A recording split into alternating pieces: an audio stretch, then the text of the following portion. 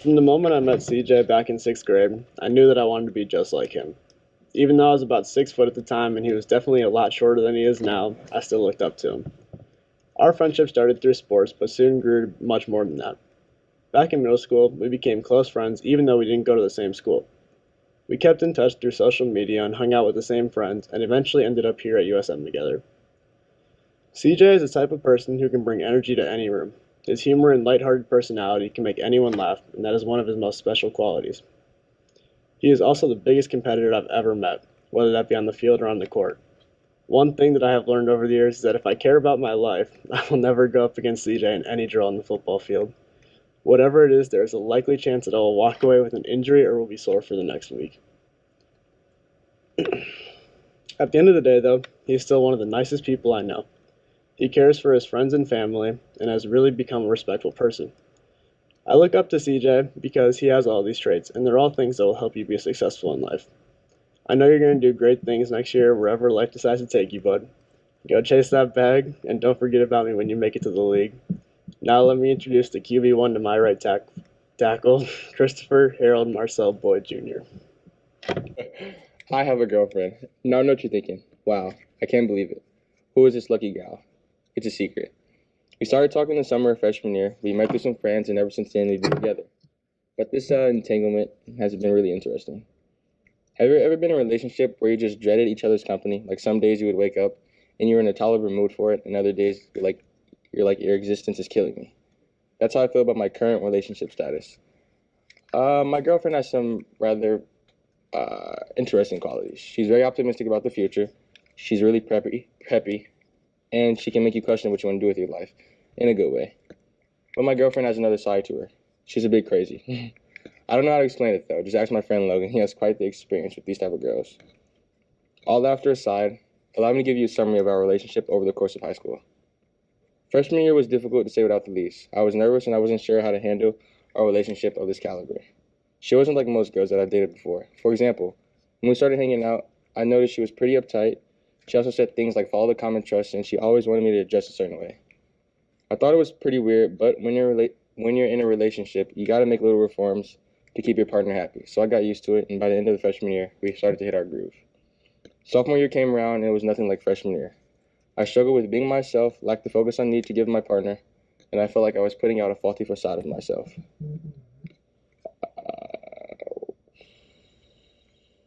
However, once we became more comfortable with each other, I began to notice that she became jealous when I hung out with other people. Let me give you an example. One time, I went to the Rapids for a basketball tournament with my team, and it was overnight, and we stayed in a hotel. A few of my teammates decided to invite some guests back to our room. Word got back, and I was in the dog pound for a couple of weeks, but the incident taught me a really important life lesson. People typically say the third year of the relationship is always the hardest. I didn't really understand what that meant until the spring break came around. Things took a turn for the worse. She became really sick, and I couldn't see her at all. The doctor said her sickness was very contagious, and it wouldn't be a good idea to be in contact with people outside of her immediate family. So instead of seeing her in person, she came up with this bright idea that we would FaceTime every day for hours on end to talk to each other. I hated every minute of it, but she thought it was a stellar idea, so I went with it. Time passed, and towards the end of the summer, her parents finally allowed me to spend time with her. This transitioned into present day. The future for us isn't a mystery.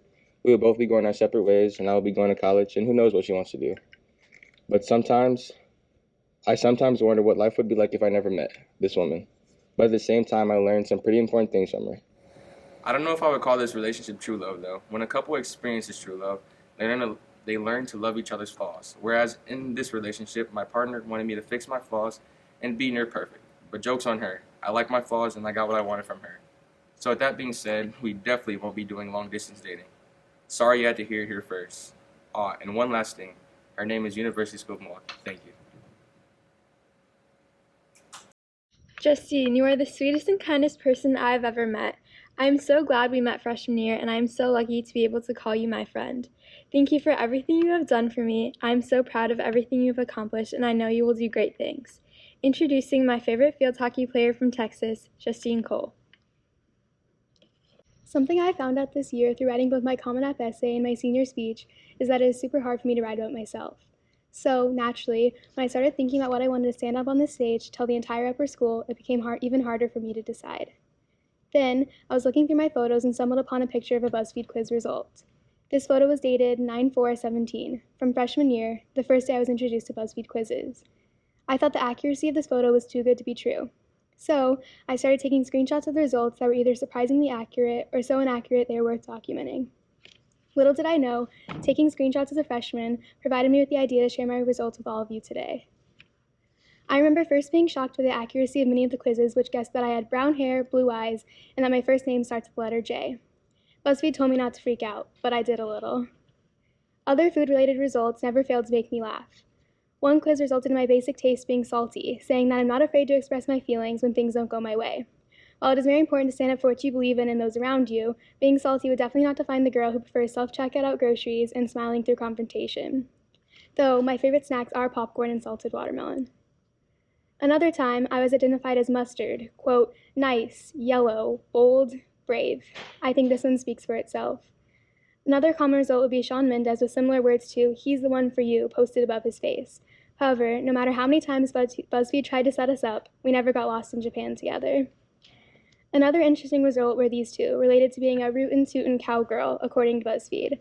Although I don't own any cowgirl boots and no longer ride horses, I am from Texas, so many would argue that these results are correct. So, to quote the Florida Georgia Line album, you can't say I'm not, or sorry, ain't country.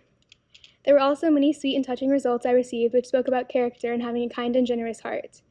Despite the fact that food preferences, favorite animals, and dream homes can accurately reveal one's personality, these results can and do inspire you to be introspective and become a better person as a whole. Although my BuzzFeed results made me laugh a lot, I was also able to learn something about myself through these occasionally accurate computer-generated results. I found that a lot of the quizzes would have questions like, what animal would your friends identify you as? Or what is the first word that comes to their minds when they think of you? This seemed arbitrary at first, but has become very meaningful. It made me think about the importance of the impact you have on others. It is the way you make others feel that will have a lasting impression on the communities you touch, and thus impact the legacy you leave behind. I encourage all who are watching this, but especially the seniors, to think about how many people have touched them and impacted their life in any way, especially the people in this community. Whether it's your family, teachers, coaches, teammates, or classmates, how do you want them to remember you? As Jane Goodall once said, you cannot get through a single day without having an impact on the world around you. What you do makes a difference, and you have to decide what kind of difference you want to make. While I don't want to be remembered as a salty, brown-haired girl who resembles a bottle of mustard, I would love to be remembered for having a kind heart and for always spreading kindness to those around me. Thank you. Hello, my name is Tenny, and I am Tessa Okunsere's younger brother. About 3 years ago, Tessa warned me that I'd be introducing her during senior speeches. To be honest, I wasn't particularly excited about that, and even up until yesterday, I tried to find a way out. But this morning, it suddenly dawned on me that it is an honor to be able to introduce my sister. Because Tessa is a really amazing sister. She is smart, hardworking, easygoing, and so organized that she makes me look bad. But I forgive her because she always lets me have the last bite, sip, or of anything, and that really matters to me. She's not afraid to stand up for what she believes in, and I respect her for that. I'll miss you when you go to college, Tessa. To be honest, I wish you didn't have to head out and leave me with Mom and Dad. Oh well. Ladies and gentlemen, it's my pleasure to introduce my sister, Tessa Okunsere. Earlier this year, I read a young adult novel called Slay by Brittany Morris.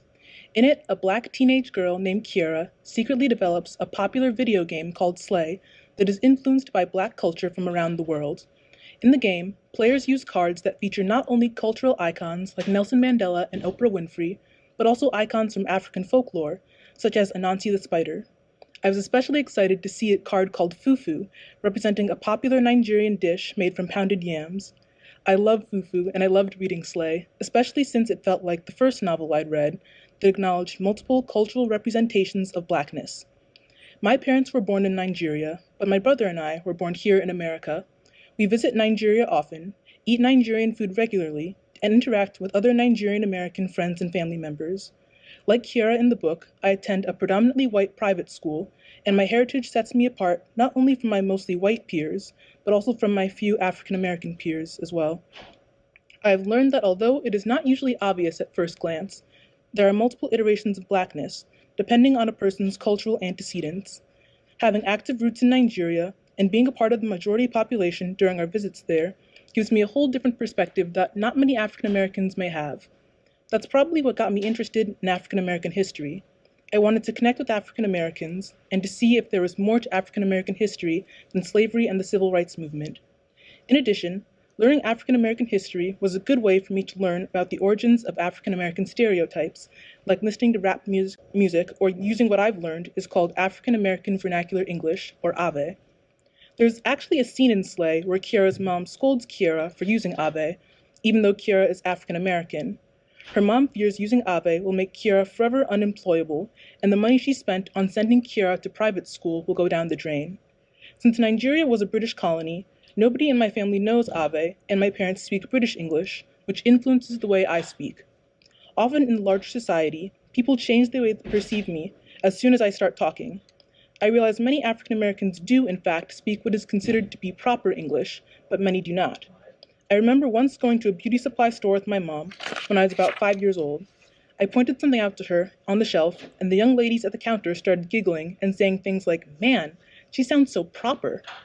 For a while after that, I avoided speaking in certain places unless it was absolutely necessary. It bothered me sounding different from the average African American, and not being as deeply entrenched in what could be described as the typical African American culture. I struggled with not feeling black enough, even though on the outside I looked like just another black person. Thankfully, though, I have now come to realize that my cultural background doesn't make me any less black, nor should it. No black person should feel the need to fit into some kind of mold or hide a part of themselves in order to appeal to the majority. I think that's the most important thing I learned from reading Slay. Every black person, regardless of whether they are of American, Caribbean, Hispanic, or African descent, should be proud of their heritage. As Kiara says in the book, "Your black is not my black, and that's okay." And to that I will add, all black is okay. Thank you. I've had the privilege of getting to know Nico Potter for the past 8 years. I've watched him morph from his awkward 4th grade self to his slightly less awkward senior year self. Some of our highlights of our friendship include taking weekly bike rides for the sole purpose of purchasing sugary snacks from the gas station to signing up for junior golf only to play Pokemon Go the entire time. All jokes aside, I've been very lucky to get to know Nico, and he's been an awesome friend. In 7th grade, my baseball teammate's dad approached me with the proposition to be a face of a foster parent marketing campaign.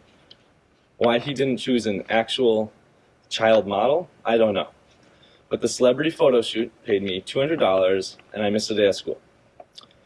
My big eyes were framed looking off into the distance with a sense of hope. And months later, 70 billboards towering over Wisconsin presented my hopeful face with a single plea: my wish, someone to guide me. It was one of 5 similar billboards that promoted foster care in Wisconsin in the fall of 2015. Between the billboard and social media posts, my foster image quickly became recognizable from friends and family. My dad's friend spotted it on his way to work, and I found it myself. As a quasi-famous 7th grader, the recognition felt nice. However, there was one glaring issue with the campaign. I didn't need a set of parents to guide me. I was not a foster child. After a few years, the attention for my performance grew irritating. In school, classmates incessantly brought light to the advertisement. Distant peers wondered if I was a foster child. Some responded with genuine sadness for my plight. The campaign, planned only for 12 months, continued to live on through recurring social media adaptations. The organization posted the image 3 different times on their Facebook, each with a slightly different photo and caption. They posted in September, October, and December of 2015. The 3 posts totaled to 1,837 likes, 265 shares, and 36 comments. Besides faux show, some viewers were genuinely impacted by the post. My stage image haunted some, encouraged others, and gained empathy from actual foster children. Quickly, the spotlight embarrassed me and made me feel remorseful for participating. Telling each concerned individual that I posed as a foster child eventually made me ashamed, as if I had betrayed the sympathetic onlookers who genuinely believed in this longing child, or stole the focus from actual foster children who receive a fraction of the attention. 5 years later, the billboard lives on in social media, serving as a reminder that I once participated in a well-meaning message that evoked the emotions of others. Some may call this billboard deceitful, fraudulent, or deceptive. It played on the emotions of those seeing a vulnerable, helpless young boy without a family. From the Facebook comments to everyone who saw the billboard in real life, it can be assumed many people felt sympathetic for me. Yet even though the billboard was a lie, the end result was no different. A real foster child would garner the same attention on that billboard. The awareness spread by its deception was actually a huge success. I received a bit of mockery from friends and some interesting conversations, but the net gain on humanity is positive. If just one person who saw the billboard decided to foster a child, or even consider doing so, the billboard worked. Thank you. Hi, I'm Christina, and I've been lucky enough to know Sammy my entire life. Although Sammy is one of the sweetest and smartest people I know, she can't seem to figure out which clothes are hers, despite us having different closets. Aside from that, I'm extremely grateful to have you in my life, and I know you are going to do amazing things. Now introducing Sammy Wood. Camp Birchnell has been a big part of my life for the past 9 years. It has provided me with some of my most valuable memories and friendships. I feel that I can best explain my experiences through the form of the video, so without further ado, here's my video.